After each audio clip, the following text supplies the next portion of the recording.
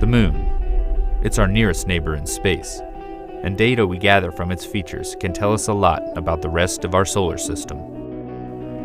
And through the eyes of the LRO spacecraft, we can explore the lunar surface in all new ways, in fascinating detail.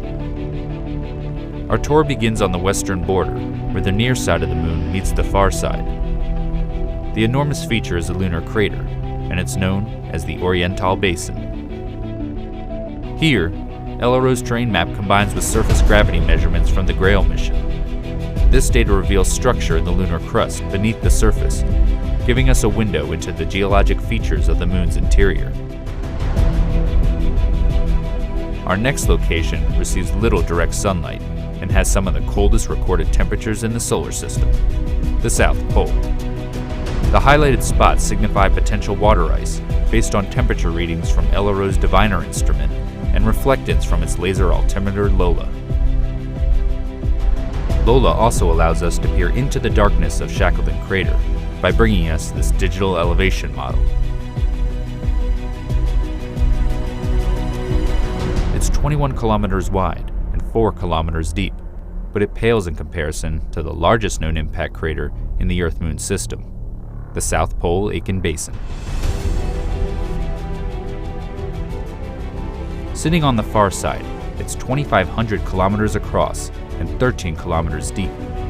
We don't yet know exactly how old the basin is, but it was first seen in the 1960s by spacecraft flying around the far side. As much as we use LRO data to investigate areas we can't see from Earth, we also probe familiar territory on the lunar near side to bring back images with an all-new level of detail. This is Tycho Crater. It's around 100 million years old.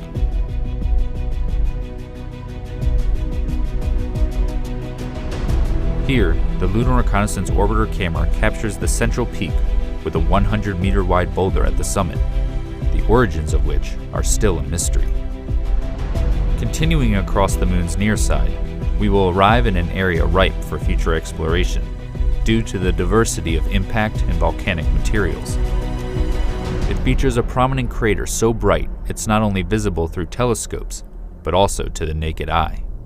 Welcome to the Aristarchus Plateau.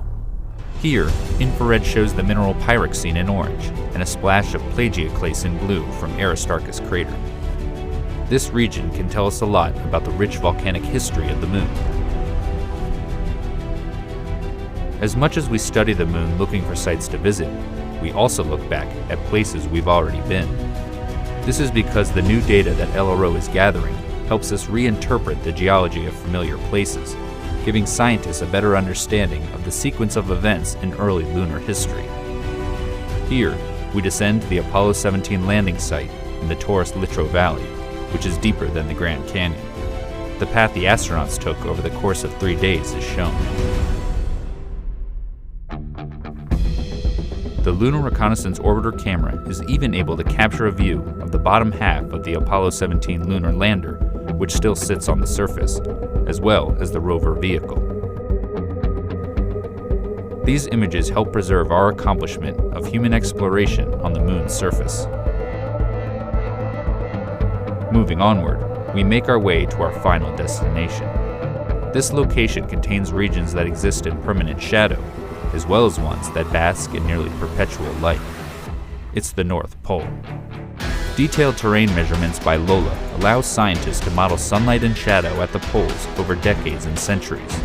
Sunlit peaks and crater rims here may be ideal locations for generating solar power for future expeditions to the Moon. This updated visualization of the lunar landscape stands as a testament to the functionality and abilities of the Lunar Reconnaissance Orbiter spacecraft.